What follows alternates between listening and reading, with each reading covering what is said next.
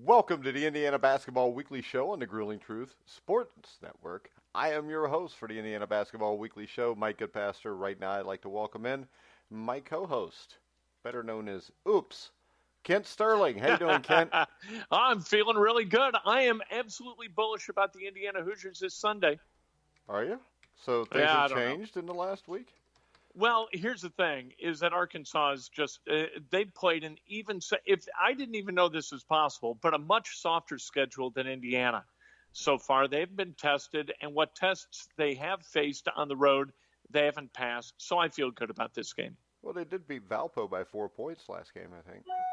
Yeah, and good for them. That's exactly what I'm talking about. All right, so if we look at this, Indiana's weak non-conference schedule where they played a bunch of small teams that like to run around, this team kind of, from Arkansas, reminds me of a team like maybe Louisiana Tech or Nebraska. They start 4 guys that are under 6'6", and the 5th guy is 6'6", Kent. And that's a reason maybe not to feel great about this game, because what Arkansas does really well is it limits three-point makes by opponents. They've only allowed 21.7% from beyond the arc. They lead Division I basketball in that statistic. So what they do is they extend on guards and they make it uncomfortable for guards. And Indiana's guards, they do not like discomfort. And I think that they're in for 40 minutes of that. And that's Eric Musselman, right? He's just a really, really good coach. But still, I think over the holidays, them coming into Bloomington, I don't think that this is going to be I think maybe the end is going to be dramatic, but I don't think Indiana's going to lose this thing. Yeah, and there's 3 matchups that really stand out to me in this game. And I think with both teams having multiple different lineups with at least 3 guards on the perimeter, I think the matchup that looks maybe the most important is Justice Smith and Mason Jones. Mason Jones leads the Razorbacks in scoring at 19.6 points a game. And I think this is a huge matchup to tell how this game will go. You know, it's going to be interesting to see how they match up, because Arkansas truly is basically positionless. You know, Mason Jones winds up handling the ball a lot. He averages almost 20 points a game. And so it would be unusual to see a guy like Justin Smith out on a guy like Mason Jones, but that could be exactly what Archie wants to do, not put somebody like Finney up against him, because while they lack size in the front court, in the back court, they're kind of big, with 2 guys who are 6'5" and Mason Jones, and then Isaiah Joe as well. Yeah, and that would be my word. That's why I think Justice Smith ends up guarding him, just because he is a big body, even though he's only 6'4", 6'5". And you talked about Isaiah Joe.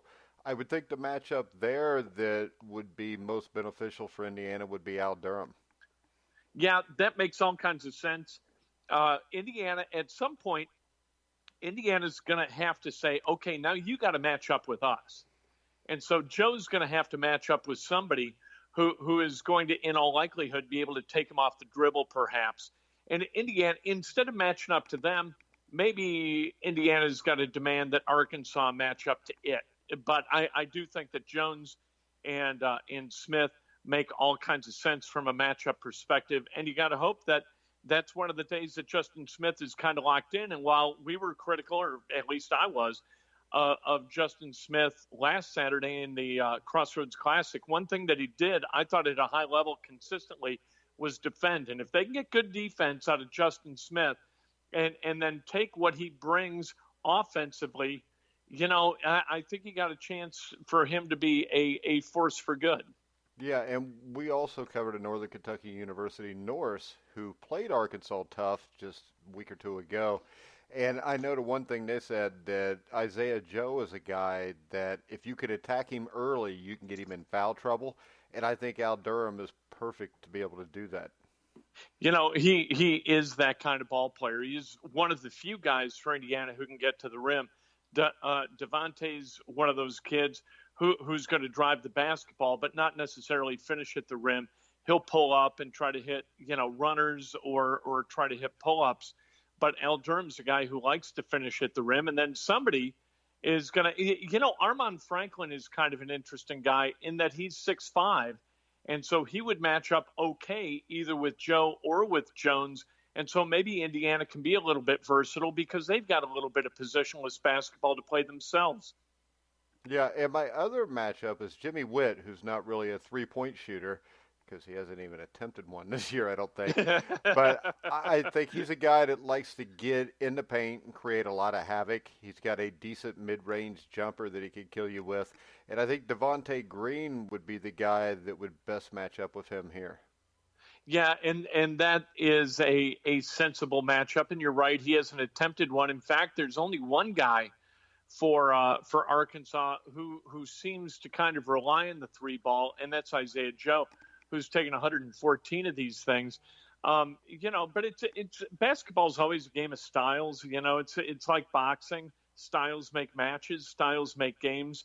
And this is going to be an interesting battle of styles. Arkansas wants to play basketball one way.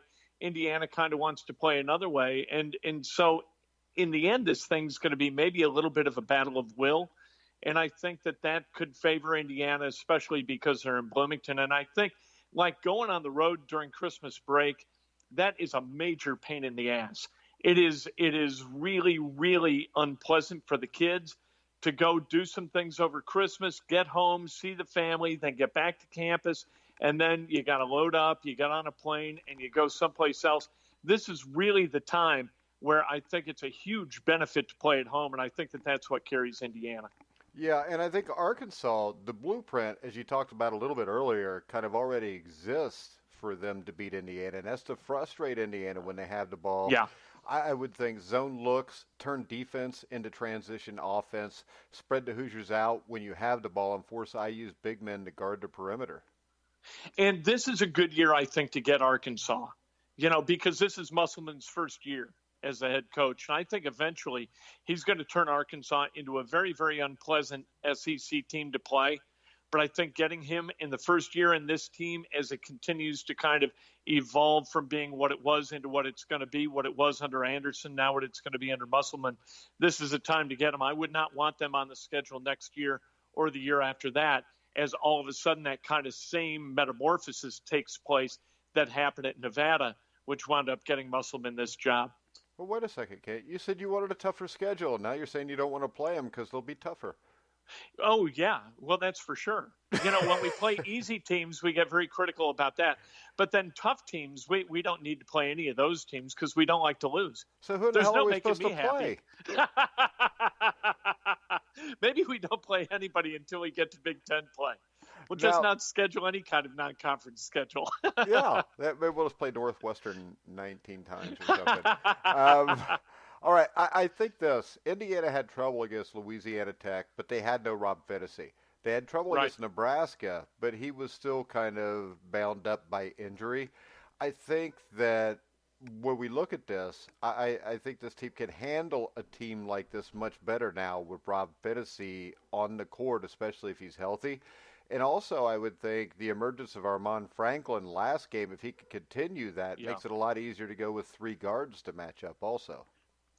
And you've got kind of different flavors, right? You can go with Fennessy, you can go with Franklin. Those guys are completely different from a physical standpoint. So maybe you can play the matchup game with your four guards. And then down low, you can also play the matchup game with Joey or with Trace or with Justin. And I think that this, that really benefits Indiana in this case. And I'm looking forward to seeing what Fennessy can get done with this team as a primary ball handler. So Al doesn't have to play out of position all the time at the point. He can slide over to the two, and you can kind of rotate guys in and make it difficult for teams to match up with them. I'm looking forward to that. This team's health is going to be critical as it moves into Big Ten play. If they want to go 9-9, 10-8 in those Big Ten games that remain, they're going to need to be healthy, and Fennessy is a huge part of that equation. All right, so let's look at the Big Ten right now. Where do you think Indiana sits? I know I did a power rankings the other day. I had them at 6. I don't know if I couldn't see putting them any higher, but I could have seen putting them a spot or two lower. Where do you think they sit in right now? Yeah, I think they're right in the middle. And like Ken Palm's got them going, 9-11 in Big Ten play. as its predictor, and I don't think it's going to be. I think they're a game or two better than that. I think they could finish 11-9 or 12-8 in the Big Ten. So I think you're about right at 6. But I could definitely see. I think they're in that middle tier.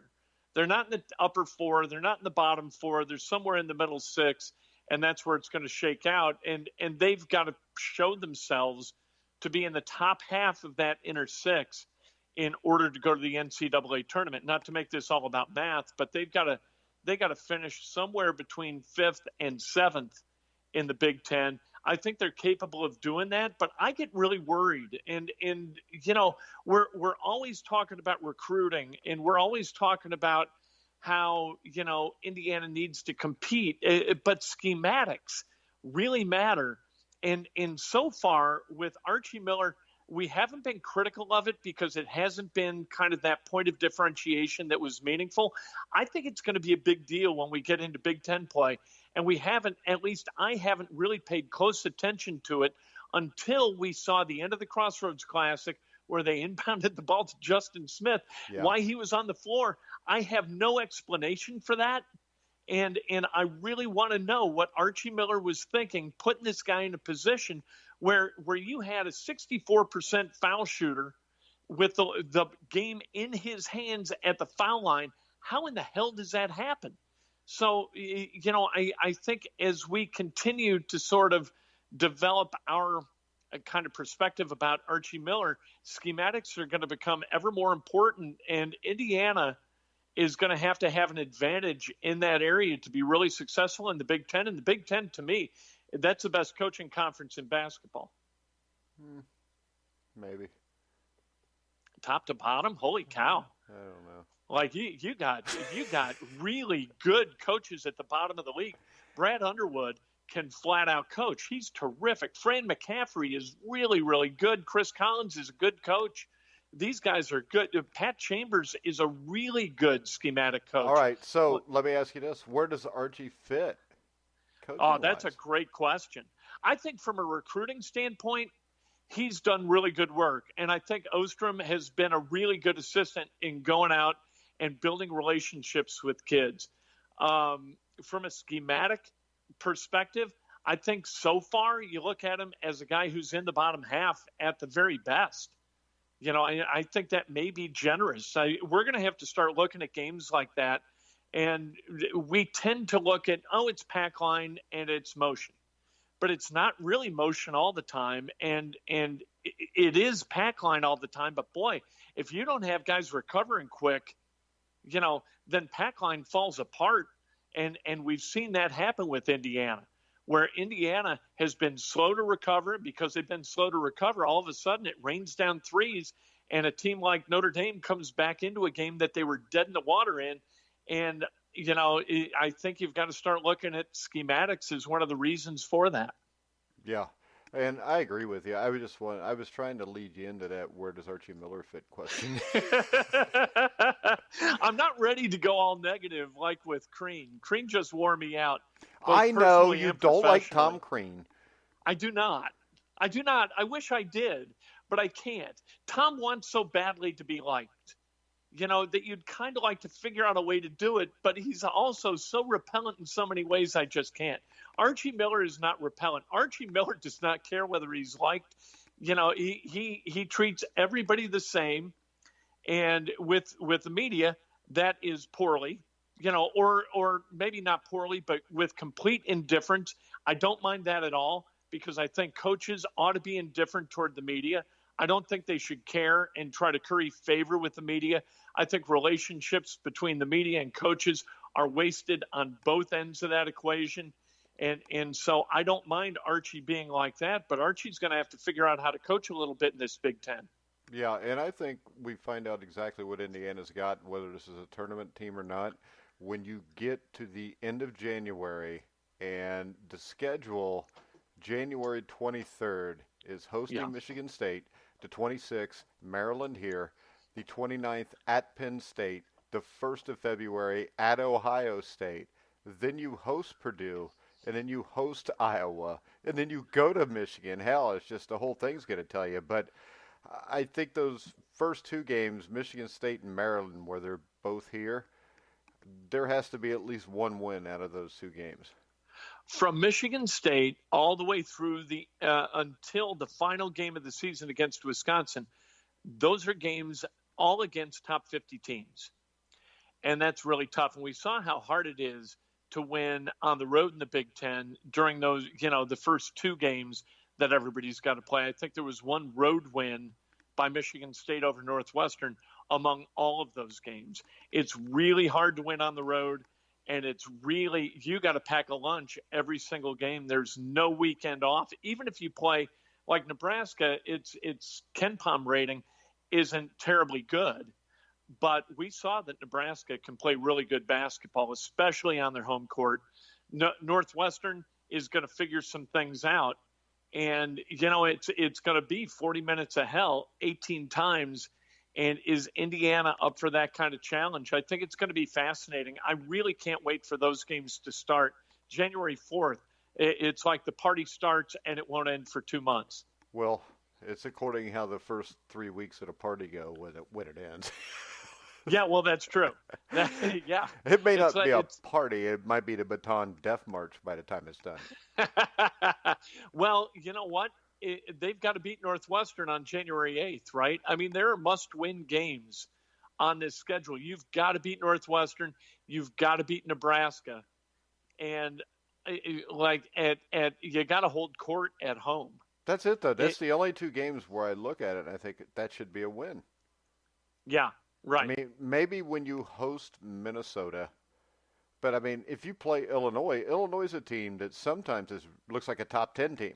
And other teams, they don't look like they could play in the NIT, so you never know what you're going to get.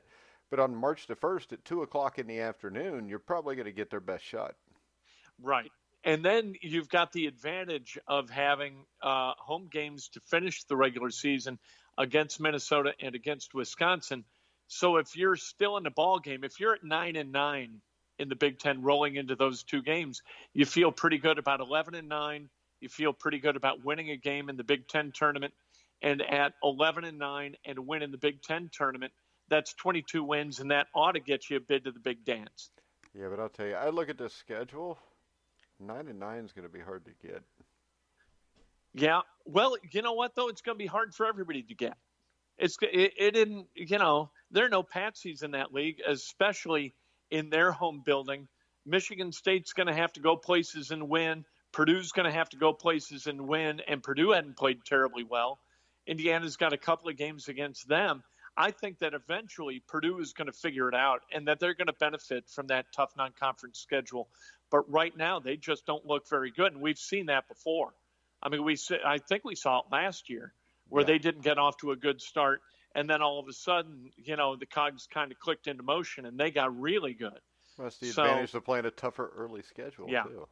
Yeah. Well, I think that if Indiana had played a tough early schedule, they would have picked up a bunch of tough early losses. I don't think that necessarily the schedule was inordinately easy. I think the first 6 or 7 games was inordinately easy. Yeah, those but 7. Once you get to Florida State, at Wisconsin, UConn, Notre Dame, I mean, Nebraska's not that good. And you play Arkansas, it could have been a lot worse. So, well, it could have been worse because you could have easily lost to UConn. You could have easily lost to Notre Dame. There were games lost to Nebraska. Right. Right, exactly. That was an OT game, for goodness sake. And the thing that worries me most is that we just haven't, since the Florida State game, where I think Devontae Green just carried them offensively, we haven't seen this team play in a connected way for 40 minutes. And what I'm trying to find out, and what I wish Archie was in the process of finding out, and maybe he is what is that agent that is at work that keeps this team from coming together and coalescing and figuring out a way to play connected basketball for 40 minutes. There's something or somebody that's causing that not to happen, and I wish I knew what it was. Well, my hope that this team is different than last year, and the issue right now is the glue of this team is Rob Fennessy. Yeah. And when Rob can play 30, 35 minutes and injury-free, hopefully that takes care of it. And I think you've got 2 guys that you've added right, who are agents for the good. Armand Franklin is a team-first guy. Trace Jackson Davis is a team-first guy. Both these guys are really I think you can throw smart Joey basketball Brunk into players. that too. Well, you could. I mean, he played his ass off against Notre Dame, especially in that first half. So, yeah, we lost Jawan Morgan. Jawan, I think, was a smart, if kind of laconic guy. And then Romeo, who I just can't figure out. And being a guy who went to New Albany High School where Romeo went, I want to think nothing but good thoughts about Romeo. But boy, oh boy, at least after the thumb injury and injuring the back, things weren't so good with Romeo. Romeo didn't bring a lot of winning to Bloomington, at least not in the measure that I thought he might. Well, maybe it's hard to bring winning when I'm not going to say it, but I'm just going to I say like the way you're Devontae thinking. Green. Devontae Green is my issue. He could very easily be that guy that's causing problems for Indiana, and I really wouldn't downplay the negative impact of a guy like Justin Smith. Well, I'll tell you this, though.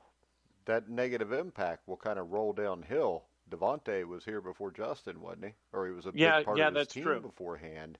And if you have a guy that's borderline and he sees a guy acting that way and nothing happens to him, then you have a tendency to not change the way you act because you see nothing bad's happening to him for it. And I don't know. I hope I'm wrong, but I usually am, my wife said, but I think I'm usually right. So you know what?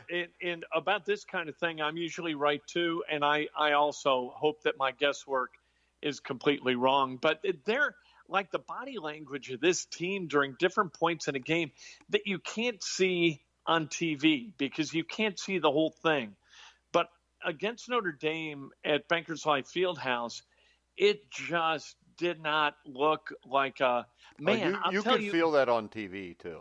Joey Brunk, the thing that Brunk did that I thought was fantastic, other than the first half points and the rebounds throughout the game, is man, he was really engaged with some enthusiasm, and he was trying to communicate it to everybody else on the floor in a way that I think did give lift to them, especially when that lead was collapsing.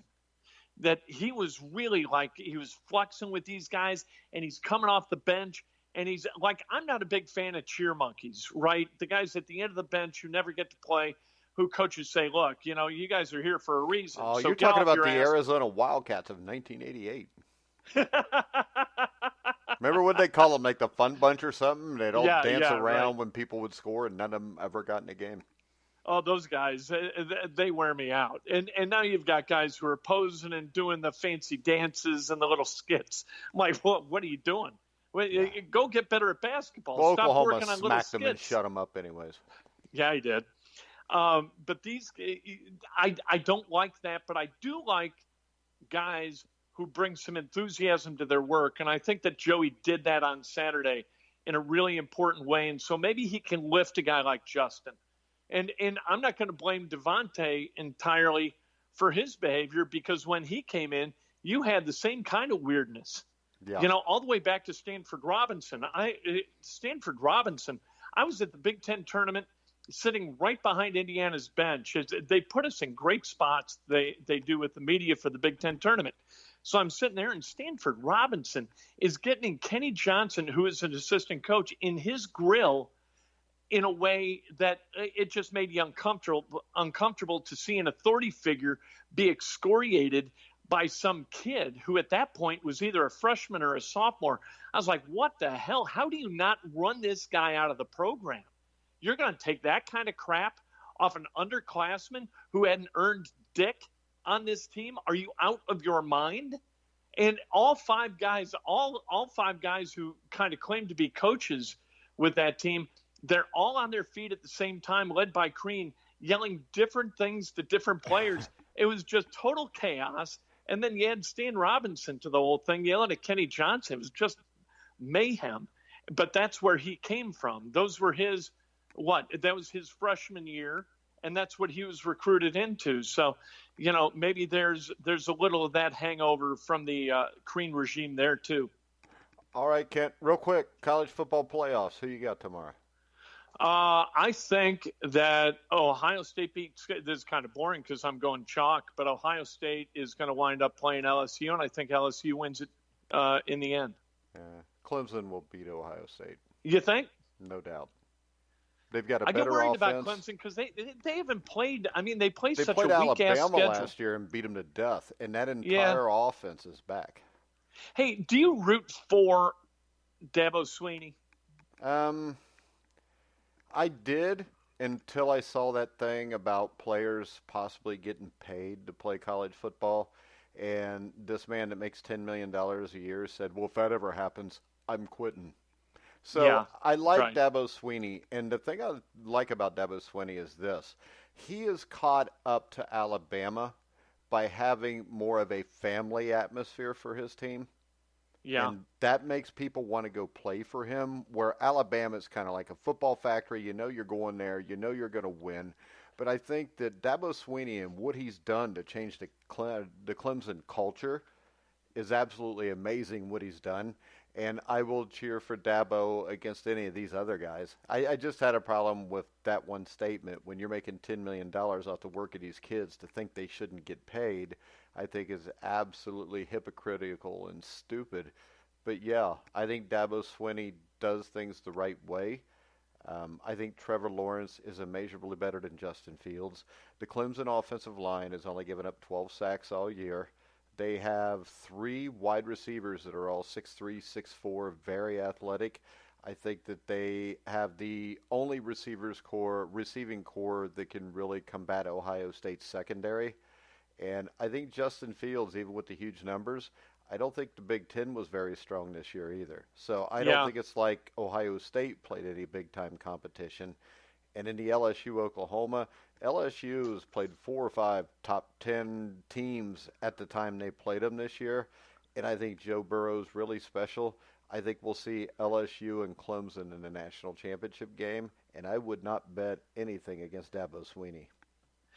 I love Ed Orgeron. It's like listening to him talk. I like his enthusiasm. Can you understand him? No, not a word. Okay. But that's great. He's like Farmer Fran in the Water Boy, and, Yeah. and I just love it. So, but Dabo, I know he's done so many good things for people down there, and I do think that pivoting a culture in the way that he did and establishing one where none before it existed, all the way back to like Danny Ford, is really, really tough. So I have some admiration, but I couldn't agree more about the kind of the piety of coaches and how they think that they invented the universe and how they're the only ones worthy of being paid any amount of money. It just wears me out. And when I hear things like that, it immediately turns me away from a guy. Yeah, but other than that, I love Dabo Sweeney. I'm friends with some guys that played for him that are close to the program, and they all said what you see is what you get with him. But, I don't know. I mean, I just think sometimes just coach your football team and whatever you do, Right. you do. Be quiet about it. I would love to see, and the NCAA would never do this, and it would never be allowed to do it. I think it'd be a restraintive trade. I would love to see coaches be paid in the same measure as professors in college athletics. That'll never, ever happen. But at least at that point, the hypocrisy would, on some level, end. Yeah, but how about this? There's no professor that brings that kind of money into the school either. Right. But is that a good thing? That the coaches do bring that kind of cash into a school? Well, it's kind of supply and demand. I mean, Right. That's what people want to see. And look at it like this. I think I saw one time where Indiana State, off 1979, the next year, they had like 3 times more, requests to get into for admissions than they did before. And the same thing existed, that same dynamic with Butler after the national championship game run in 2010. Even before the second one in 11, their application rate went through the roof. I've got nephews. One went to Iowa, one is at Wisconsin, and one doesn't know where he's going to go, might go to Indiana. But when Indiana, this is 2013, one nephew was starting to make a decision. He loved Indiana. because Indiana was rolling, and, they had Oladipo and Zeller and Hulls and all those guys, and he thought, I want to go there.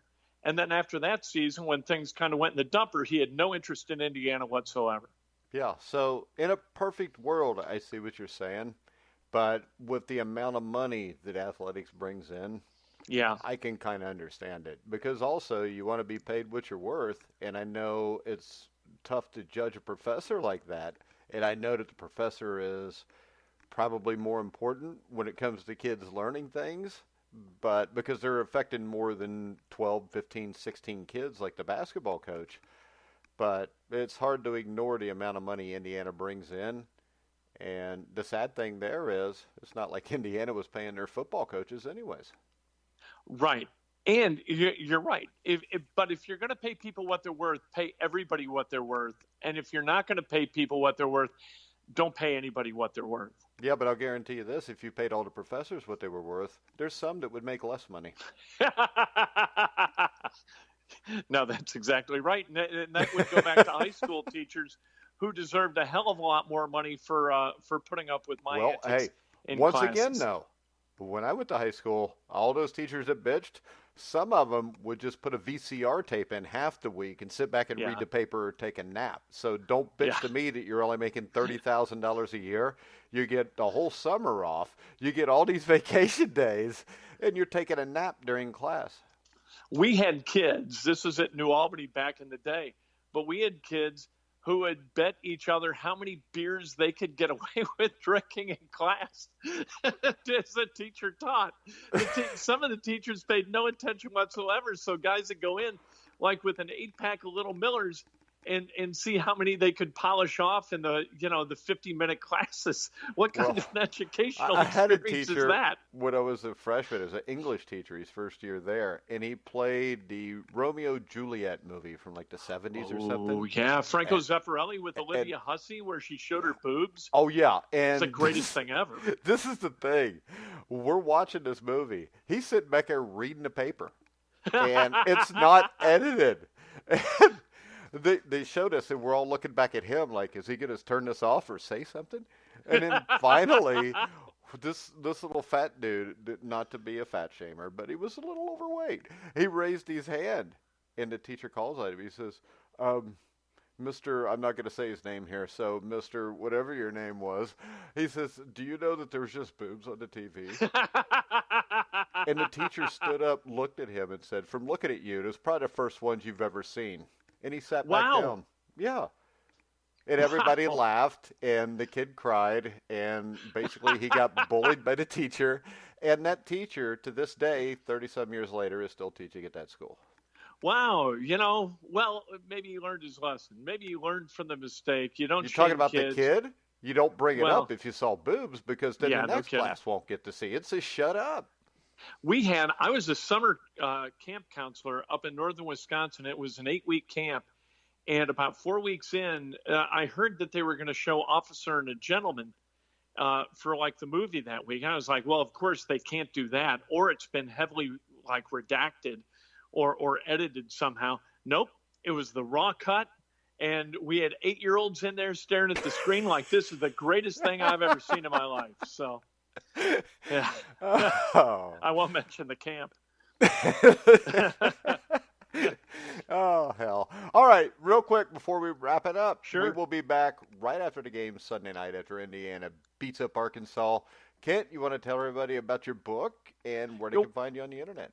Well, we always talk about mistakes, and this is a book, 242 pages of my mistakes and what I learned from them. It's called Oops. You can get it at Amazon. Just search Kent and Oops or Oops and Sterling, whatever, and order the book. You can get it in audio form, ebook form, or hardcover.